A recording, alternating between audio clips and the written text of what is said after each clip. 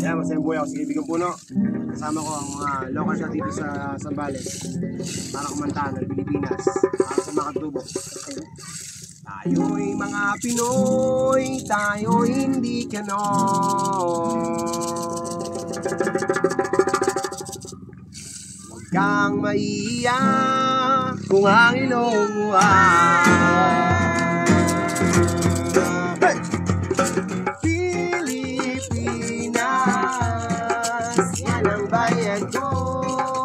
yan ang bayan mo. Pilipino. Pilipino. Yan ang lahi ko. Yan ang lahi nyo. Check! Ang Pilipinas bago na ngayon. Gusto ng Koreano sa ating panahon. Ang kabataang limutang bayan. Ang galing ng iba ang tinataas nila.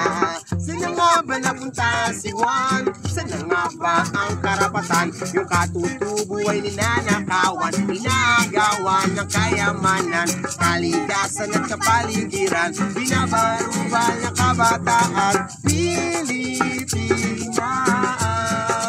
yan ang bayan ko, yan ang bayan mo. Pilipino, sabay tayo. Pilipino, yan ang lahi ko, yan ang lahi nyo.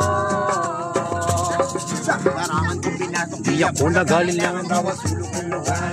Napagdaanan sa pagsulat ng tula, di basta-basta libangan, dapat may kahulugan kasi sa'yo.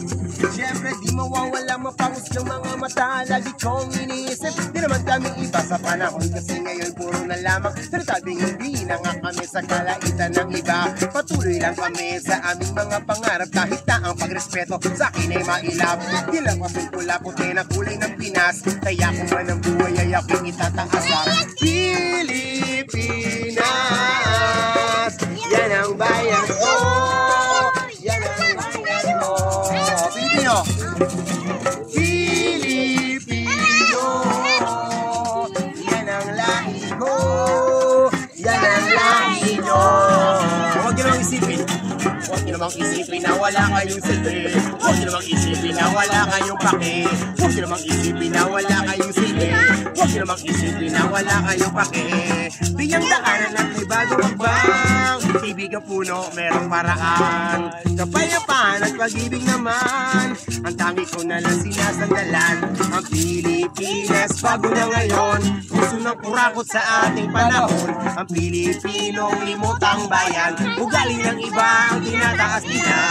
Saan nga ba napunta si Juan? Saan nga ba ang karapatan? Ang katutubo ay ninanakawan, inagawan ng kayamanan, kaligasan at kapaligiran, binabarubal ng kababayan.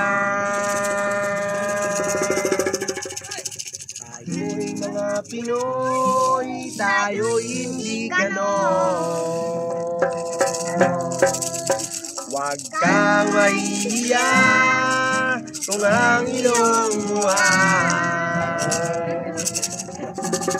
Pag napanood nyo itong video na to, pwede nyo sila supportahan sa pamagitan ng pagbili ng mga produkto na meron sila. So dito nang gagaling yung kabuhayan nila, yung pang-araw-araw na pera, dito pumapasok. So malaking suporta yung kung bibili tayo. Yun lang. Suporta natin mga kapatid natin na katubo dito sa Zambales. Kaibigang Puno kasama si Antonio Escobar. Sa kanya pamilya. Mga kaibigan.